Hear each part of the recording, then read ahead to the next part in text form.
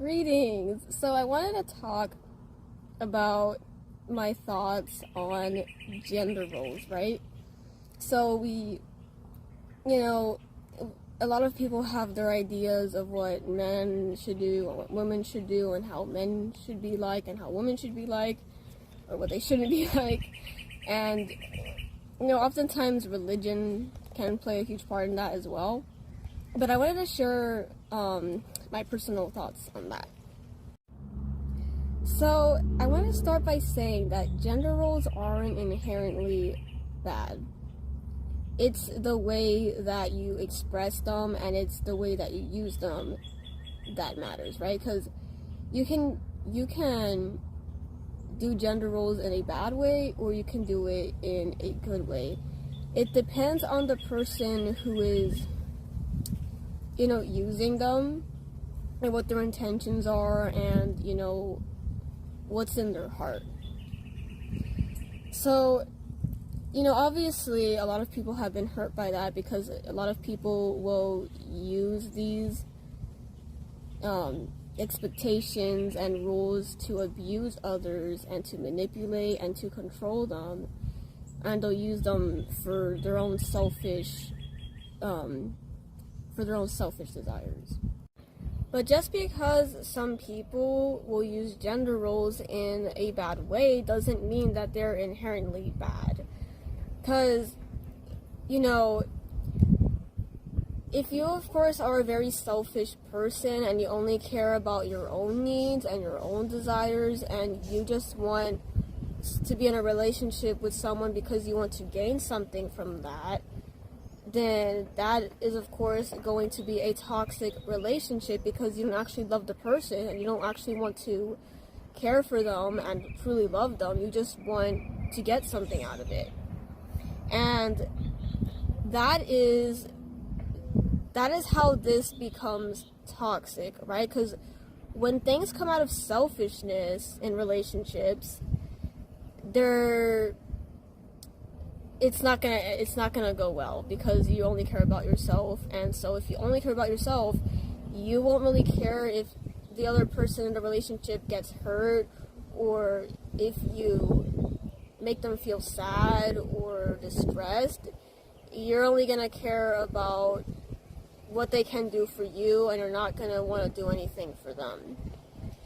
The important thing in a relationship, the most important thing is that you truly love the person and you truly care about the person. Because if you truly love someone and it's not all about yourself and you have a more selfless, caring heart for someone,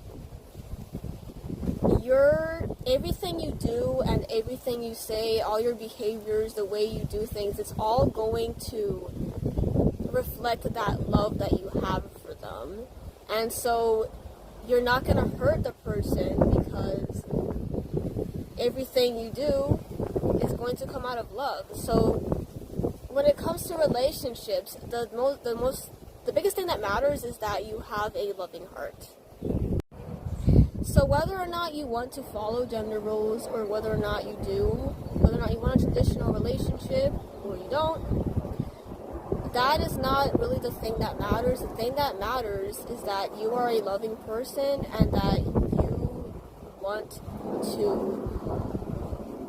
you want the best for the other person in the relationship. Another toxic way in which gender roles can be expressed is when people try to pressure others into being someone that they're not, or following a way of life, living a life that they don't really want to live. Because, I think a lot of people need to realize that not all men and not all women are the same. Not all women think the same way, not all women feel the same way, not all women want to live the same way, and same goes for men. We are each very complex individuals, and because we are each unique, not, the same thing that works for one person isn't going to work for another person, and gender isn't always a factor in that. So basically what I'm saying is that gender roles and gender stereotypes, those aren't for everyone, alright? And it's not right to be pressuring others into being something that they are not. So basically, you should not be pressuring anyone into being someone they're not or living a way that they don't want to live, right?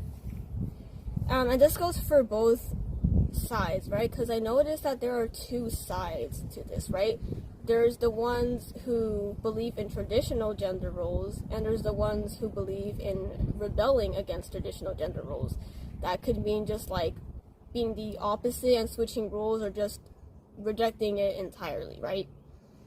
And I noticed that, you know, both can be pretty pushy, right? You can have feminists, you know, or anybody saying, oh, you should rebel against traditional gender roles, you shouldn't be a traditional woman, you shouldn't do that. And then you have the people who want to enforce gender roles saying, no, you should be a traditional woman, right?